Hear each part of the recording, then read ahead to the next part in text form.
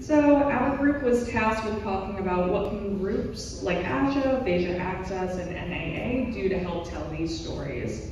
And first we said that we need better on-site interviewers who can actually get these stories in the community. So whether that's ASHA partnering with state associations or partnering with support groups. One thing our group talked a bit about was the need to live capture these stories versus kind of retrospectively submitting them in. So having people on site who can capture them live.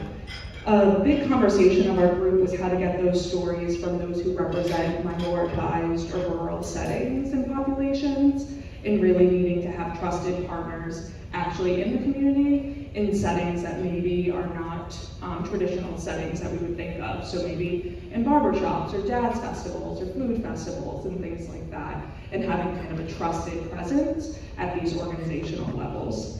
Then very similar to the media group, we spent a lot of time talking about then how to share these stories out. Fortunately, many of these groups already have an established infrastructure through websites or social media, so it's kind of building on those, but also thinking creatively. So one idea we talked about was having a library of TikToks in an organized fashion of these stories, having organized videos and posts through different media outlets. And then a very big conversation of our group was how to partner with local media outlets.